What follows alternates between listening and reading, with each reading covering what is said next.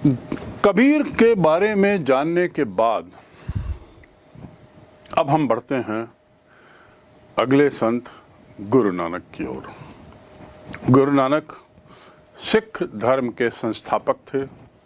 उनका जन्म नवंबर 1469 में हुआ था। महात्मा गांधी 1869 में हुए थे। 400 वर्ष पूर्व 1469 में तलवंडी में, जो ननकाना साहिब में, पंजाब पाकिस्तान, वहाँ का जो ननकाना साहिब ज़िला है, वहाँ के तलवंडी गांव में उनका जन्म हुआ था। और उसके बाद वे बचपन से ही उनका दर्शन में, दार्शनिक विचारों पर बड़ा उनकी रुचि थी। खत्री समाज के होते हुए भी वे कुछ अलग ढंग के थे और बचपन से ही लोगों के साथ, संतों के साथ उठना बैठना उनका एक शौक था। कम उम्र में ही विवाह हो गया, लेकिन विवाह के बाद ही उनकी जो सांसारिक रुचि है उससे उनको मोह उनका हट गया और एक तरीके से ज़्यादा समय ऐसी संगत में बैठने लगे जहाँ पर धर्म, आत्मा, परमात्मा आदि पर विचार विमर्श होता था। 30 वर्ष की आयु में ऐसा कहा जाता है कि उन्होंने कुछ ऐसा रहस्यमय अनुभव हुआ, जिस अनुभव के कारण उन्होंने तत्काल इस सांसारिक त्याग का निर्णय लिया और वे चल पड़े एक नए विचारों की बयां फैलाने। भ्रमण पर जाते हुए गुरु नानक अपने 2 शिष्यों को ले जाना नहीं भूले, जिनके नाम थे भाई बाला व भाई मर्दानी। इनको पूरे देश में इनके साथ भ्रमण किया। सभी धर्मों के प्रतिनिधियों से, संतों से, गुरुओं से मिले, चाहे वो बौद्ध धर्म हो, चाहे वो जैन धर्म हो, उसके साथ ही इस्लाम धर्म और अन्य छोटे छोटे समुदायों से उन्होंने लगातार विचार विमर्श किया और अंत में रावी नदी के किनारे करतारपुर में उन्होंने अपना निवास बना लिया। रावी नदी पंजाब, जो अब पाकिस्तान में है, वहाँ करतारपुर में उन्होंने अपना निवास बना लिया और वहीं अपने उपदेश से लोगों को प्रज्वलित करते रहे और लोगों का धीरे धीरे वहाँ आना बढ़ता गया। उनकी प्रसिद्धि भी बहुत बढ़ती गई। उन्होंने वहीं रहते करतारपुर में ही लंगर, गुरु के लंगर की स्थापना की। गुरु का लंगर अर्थात ऐसी जगह, ऐसी व्यवस्था जिसमें अनुयायियों को या जो भी धर्म के, किसी भी धर्म के लोग हों, वो यदि आते हैं तो उन्हें भोजन देना, जो पवित्र भोजन माना जाता था। तो इस प्रकार लंगर जैसी प्रथा की शुरुआत गुरु नानक ने करतारपुर से की। सन 1539 में 70 वर्ष की आयु में करतारपुर में ही गुरु नानक का स्वर्गवास हुआ और इस प्रकार सिख धर्म के संस्थापक अपने सारे विचारों को छोड़कर, सभी अपनी परंपराओं को अपने आने वाले शिष्यों को देकर और अपने उत्तराधिकारी के मातहत इस समुदाय को हस्तांतरित कर चले गए। गुरु नानक की शिक्षाओं की बात करें तो गुरु नानक निर्गुण और निराकार एकेश्वर के उपासक थे, यह तो पहले ही कहा जा चुका है। उनकी शिक्षाएं और उपदेशों को हम निम्न तरीके से वर्गीकृत कर सकते हैं। सबसे पहला इनका विचार था कि ईश्वर और मानव जाति की एकता हो। इस बात पर उन्होंने बहुत बल दिया। कर्म कांडों के स्थान पर भक्ति का समर्थन किया, यानी ये भी भक्ति परंपरा के उपासक थे और कर्मकांड या ज्ञान मार्ग जो शंकराचार्य का था, उस पर उनका उतना विश्वास नहीं था। भक्ति ही प्रेम है और प्रेम ही मोक्ष का मार्ग है, ऐसा इन संतों का, जिसमें गुरु नानक थे, कहना था। दूसरा, यज्ञ, अनुष्ठान, स्नान, मूर्ति पूजा, कठोर तप आदि ये सब आडंबरों का इन्होंने खंडन किया। तीसरा विचार गुरु नानक का था कि हिंदू मुसलमानों के मतभेदों को दूर करने का उचित प्रयास किया जाए। जैसा पूर्व में बताया गया, कि कबीर ने तो कठोर व्यंग के साथ और अपने तीखी वाणी के साथ इन दोनों के दुष्प्रचार पर, इन दोनों की बुरी प्रथाओं पर हमला बोला, उसी तरह गुरु नानक ने भी इन दोनों के मतभेदों को दूर करने का अपने तरीके से प्रयास किया। उन्होंने दोनों की ग्रंथों को स्वीकार नहीं किया, चाहे वह कुरान हो, चाहे हिंदू धर्म की पुस्तकें हों, और परमात्मा के लिए हरि, राम, अल्लाह सभी नाम का ये प्रयोग करते रहे। चौथा, उनकी अच्छाइयों को अपनाने तथा बुराई का परित्याग करने का उपदेश दिया। अच्छाई अपनाना और बुराई का परित्याग। पांचवा सिद्धांत गुरु नानक जी का था कि आत्मा को परमात्मा से ही प्रकाश मिलता है, परंतु बीच में माया रूपी चादर उसे ढक देती है। तो हमें ये माया के मोह जाल से बचना पड़ेगा, उससे निकलना पड़ेगा, उस पर्दे को हटाना पड़ेगा, तब जाकर हमें आत्मा दिखाई देगी, परमात्मा दिखाई देंगे, और इस प्रकार आत्मा और परमात्मा में सामंजस्य, तारतम्य बैठाने में सुविधा होगी। उन्होंने इसके साथ ही मनुष्य को कहा कि ये उनको भ्रम हो जाता है कि आत्मा और परमात्मा दोनों अलग है, और इस भ्रम को दूर करने के लिए बारंबार इस बात पर बल दिया कि सांसारिक वस्तुओं पर, सांसारिक लोभ पर, सांसारिक माया से मुक्ति पाई जाए। तीर्थ यात्रा, मूर्ति पूजा और बिना अर्थ समझे ईश्वर का नाम लेने की उन्होंने तीव्र आलोचना की। यानी वो आडंबर के प्रति तत्कालीन संतों ने बहुत हमला बोला, और गुरु नानक भी उनमें से एक थे। उन्होंने बिना ईश्वर का नाम लिए जाप करने की कटु आलोचना की।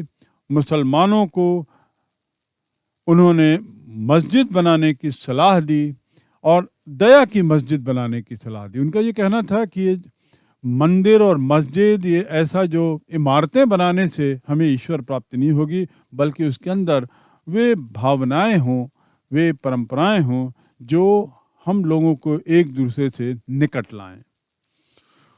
गुरु नानक ने हिंदुओं की जाति व्यवस्था की निंदा की और वर्ण के भेदभावों को व्यर्थ बताया।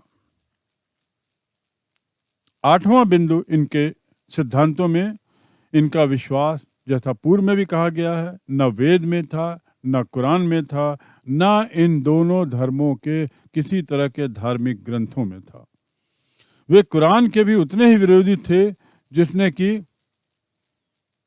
हिंदू धर्मों की पुस्तकों के।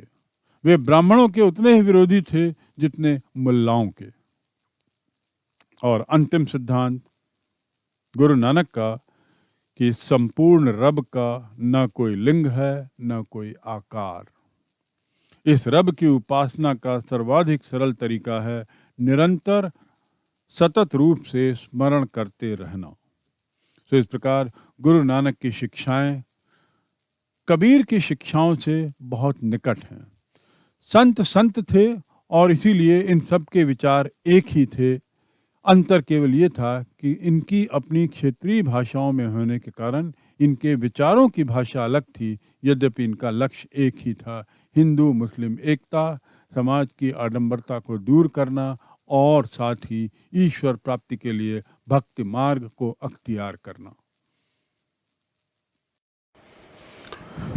सिख धर्म आखिर क्या था, क्या विचार थे इनके? गुरु नानक के विचारों की यदि बात करें तो उनको मूलतः कुछ इस तरीके से कहा जा सकता है कि जो अपनी बात थी वे पंजाबी भाषा में शब्द के रूप में रखते थे, शब्द, और शब्द के रूप में गायन करते थे, विभिन्न रागों में उसे वो गाते थे, और साथ ही साथ एक तरह का समागम बैठता था, एक तरह की संगत बैठती थी, और उस संगत में सभी लोगों को पाठ करते थे, सभी लोग उसका गायन करते थे। सेवक मर्दाना जो उनका था, जिसका नाम मर्दाना था उनका सेवक, वह रबाब बजाकर उनके साथ देता था गायन में, और समुदाय बना के, संगत बनाकर उसमें उन्होंने मर्दाना के साथ मिलकर इस तरीके की उपासना के कुछ नियम भी बनाए और यह आवश्यक किया कि नियमों का पालन इस संगत के दौरान किया जाए। सामूहिक पाठ जिसमें एक था और साथ ही अंगद को अपने रहते रहते उन्होंने इसी में से एक संगत में उसे अपना अगला शिष्य, अपना उत्तराधिकारी घोषित किया। उद्देश्य जो इनके धर्म का था, निश्चित रूप से ये तय है कि गुरु नानक नए धर्म की स्थापना नहीं करना चाहते थे। वे तो केवल चाहते थे कि जो धार्मिक बुराइयां जो आ चुकी हैं वे हटाई जाएं। लेकिन उनके शिष्यों ने उनके जाने के बाद इस्लाम धर्म और हिंदू धर्म से हटकर अपने को एक अलग तरीके से, एक पृथक पृथक रूप से चिन्हित किया और उसका परिणाम हुआ कि एक नए धर्म की शुरुआत हुई जिसे सिख धर्म कहते हैं। सिख धर्म में गुरु नानक के बाद 9 गुरु और हुए और इन 9 गुरुओं के यदि नाम लिए जाएं तो गुरु नानक पहला, अंगद दूसरे गुरु, गुरु अमरदास तीसरे गुरु, गुरु रामदास चौथे गुरु, गुरु अर्जुन देव 5वें, गुरु हरगोविंद 6वें गुरु, गुरु हर राय 7वें गुरु, गुरु हर कृष्ण 8वें गुरु, गुरु तेग बहादुर 9वें गुरु और गुरु गोविंद सिंह अंतिम गुरु साबित हुए। इस प्रकार सिख धर्म में कुल मिलाकर 10 गुरु हैं और इन गुरुओं की परंपरा गुरु गोविंद सिंह के साथ समाप्त हो गई। गुरु अंगद की बात करें तो जैसा आपको बताया गया, इनको गुरु नानक ने अपना उत्तराधिकारी अपने जीते जी घोषित कर दिया था और गुरु अंगद को श्रेय जाता है लिपि को बनाने का, जिसको कहते हैं गुरुमुखी लिपि। यह इस लिपि का विकास करना, इसको बढ़ाना और उसको एक स्थान देना, यह कार्य उन्होंने विशेष रूप से इसलिए किया ताकि गुरु नानक की शिक्षाओं को, उनके उपदेशों को संकलित किया जा सके, लिखित में रखा जा सके।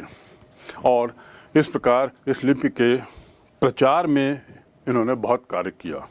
साथ ही दूसरा कार्य जो गुरु अंगद ने किया वह था कि गुरु नानक के विचारों को, उनके उपदेशों को प्रचारित करना, उनको कोने कोने तक पहुंचाना, और इस कार्य में उन्होंने अपने अनुयायियों को लगा दिया। गुरु रामदास 2 कारणों से प्रसिद्ध हैं। एक तो उन्होंने 2 सरोवरों की खुदाई की, 2 खुदाई करके 2 सरोवर बनवाए। एक सरोवर कहलाता है अमृतसर और दूसरा संतोखसर।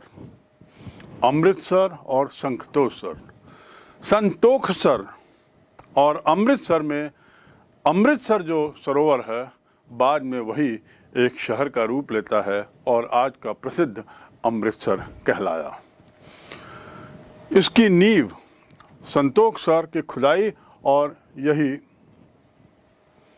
बाद में अमृतसर कहलाया, जहाँ पे प्रसिद्ध अमृतसर का मंदिर है। गुरु अर्जुन देव जो 5वें गुरु थे, उन्होंने यहाँ पर हर मंदिर की स्थापना की जो अमृतसर में सबसे पवित्र स्थान माना जाता है और सिख धर्म का एक अत्यंत महत्वपूर्ण स्थल है। गुरु अर्जुन देव के द्वारा जब यह स्थापित किया जा रहा था तो उसकी नींव रखी जा रही थी, तो गुरु अर्जुन देव ने मियाँ मीर नाम के सूफी संत को उसकी नींव के लिए आमंत्रित किया।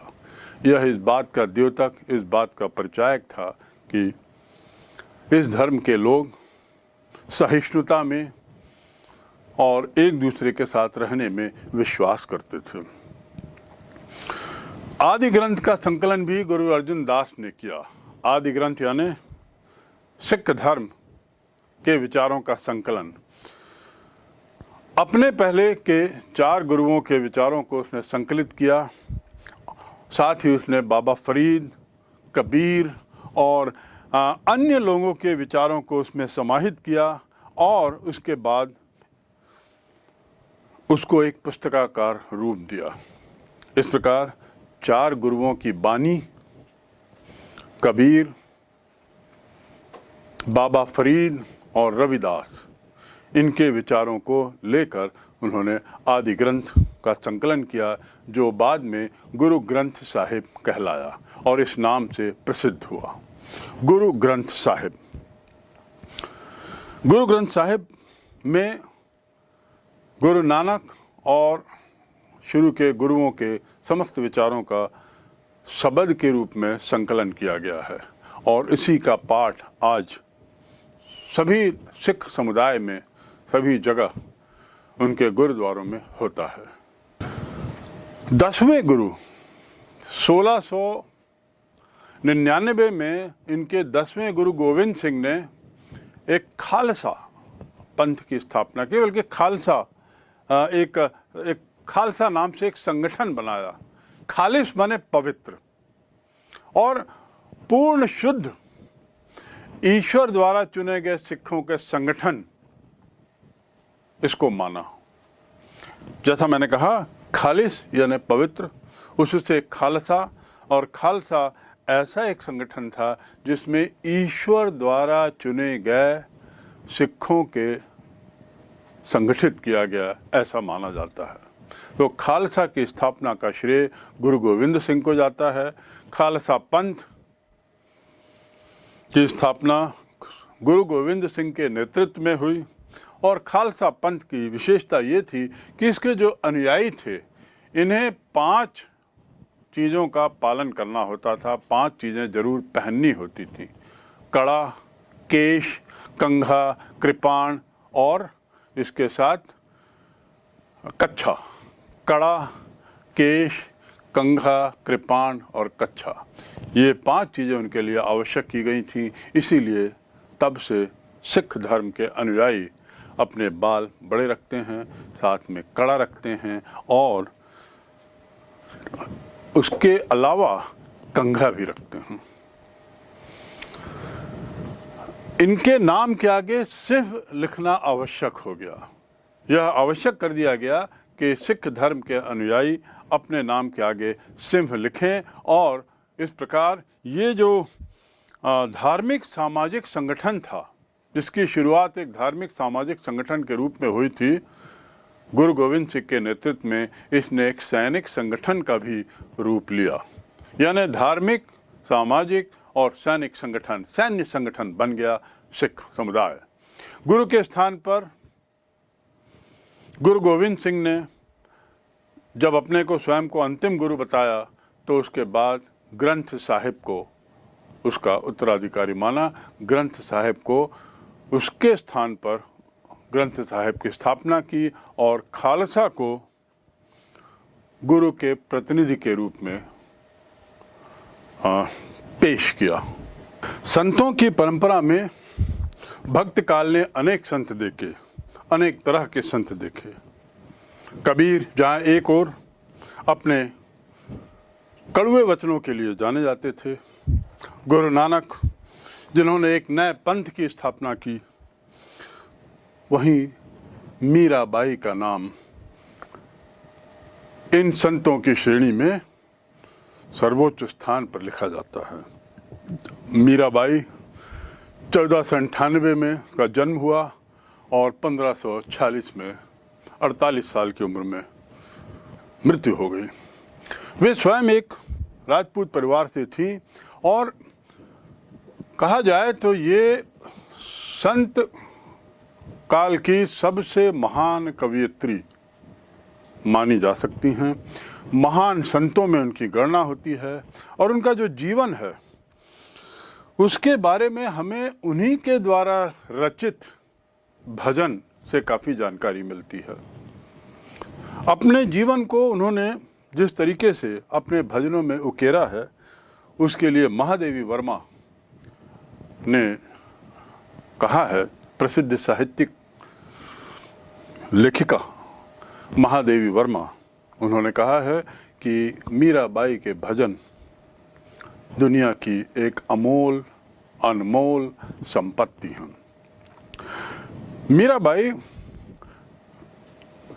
कृष्ण को अपना पति मानती थी और उसका जन्म मेड़ता के शासक राणा रत्न सिंह राठौर के यहाँ हुआ था।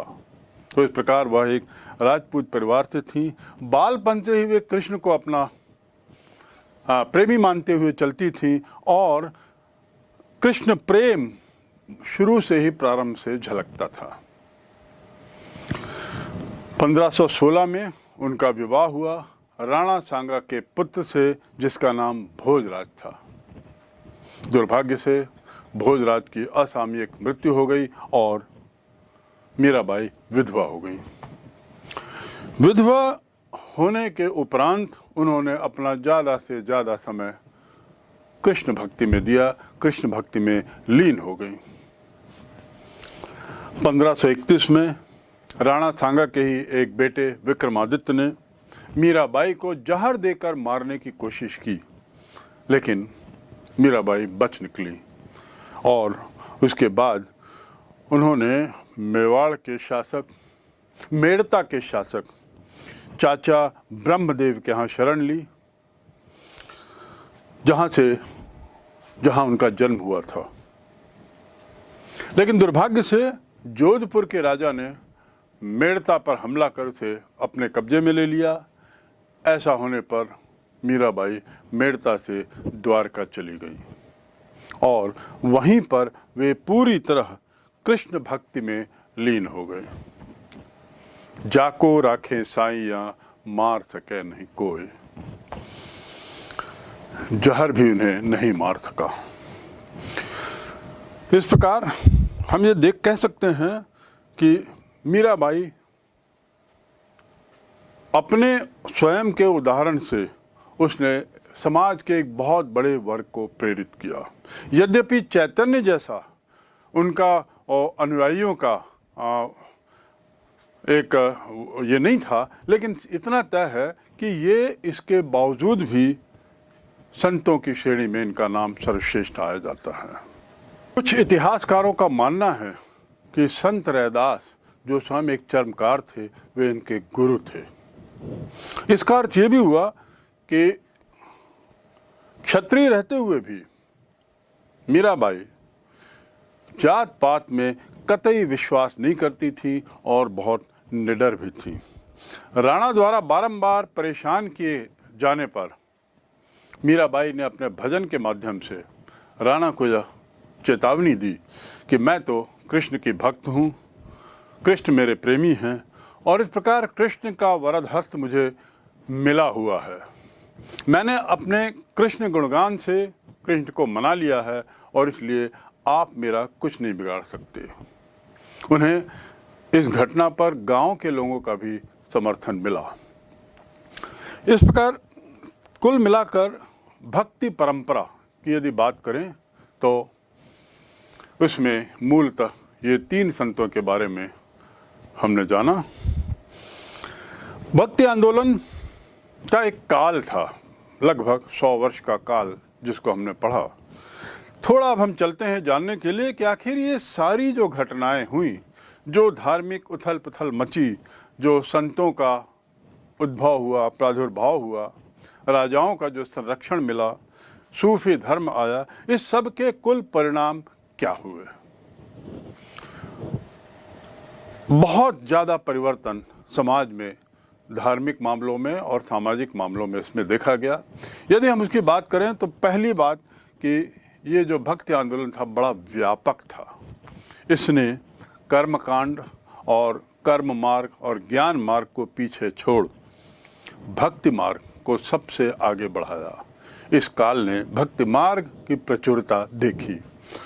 हिंदू धर्म में सुधार, यह इस काल का एक महत्वपूर्ण घटनाक्रम है, क्योंकि जो जितने संत आए उन्होंने आखिर सुधारों की ही तो पक्षकारिता की थी। उन्होंने इसी बात को कहा था कि हिंदू धर्म को सुधार की जरूरत है, तो उसमें अनेक सुधार हुए।